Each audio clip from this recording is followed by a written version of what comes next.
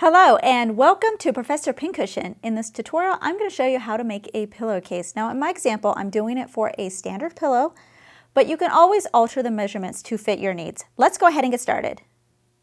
Here are some of the supplies I'm going to be using. So I have my main fabric, I have a border fabric. Now out of this main fabric, I need 3/4 of a yard and I need 1/4 of a yard of the border fabric. This is for making one pillowcase. So if you want to make two, just double it. You need some all-purpose thread, some sewing scissors, a sewing gauge, some straight pins, and the only thing not shown here is going to be the sewing machine and iron, which we also need. Out of your main fabric, you're going to cut a piece that's 41 inches by 25 inches. Now you can use scissors for this, of course, but if you have a rotary cutter and mat, it's a lot faster. Out of the border fabric, you want to cut a piece that's 41 inches by 9 inches. Lay your fabric pieces right side up. So this is 41 inches this way and then 25 inches going this way. Here is my border fabric. It's 41 inches this way, 9 inches this way. I'm going to place them on top of each other, right side to right side, matching up the 41 inch. Now it doesn't matter if I do the 41 inches on this side or the 41 inches on the bottom. It doesn't matter. We're just going to pick a side. You're going to match up the raw edges and we're going to sew a seam right across the top here. I'm sewing this with a regular straight stitch. Don't forget to back stitch on the beginning and end, and I'm using a 1/2 inch seam allowance. Press your seams close and towards the border. So all of this is on the border side. You're going to flip it over so you're looking at the wrong side of your pillowcase. And up here at the top, so the full length of the 41 inches at the top of the border, you're going to fold over to the wrong side. So again, this is the wrong side.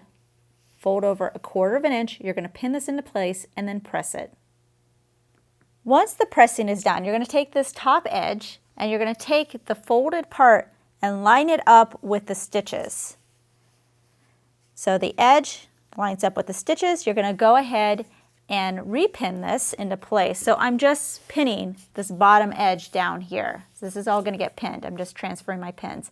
Then take it back to your iron and press this top folded part so we get a nice crisp edge up here as well.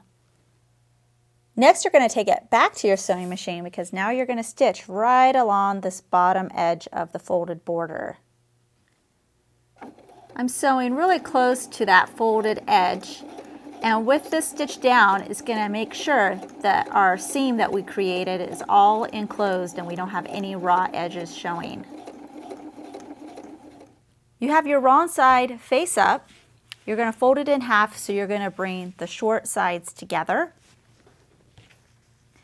And you're going to pin on two sides. So match up your raw edges. And I'm going to pin here and then here as well. So this folded side does not get pinned, and the side with our border is also not going to get pinned. You're then going to take it to your machine and sew a 1/4 inch seam allowance on this side and on this side. Trim your seam allowance in half. So you can see this is a lot smaller than the 1/4 inch, and I also like to cut off the corners. Flip your pillowcase wrong side out and just lay it flat. On the inside of my pillowcase, this is what my seam currently looks like. We're going to do another seam on the same two edges that we just did.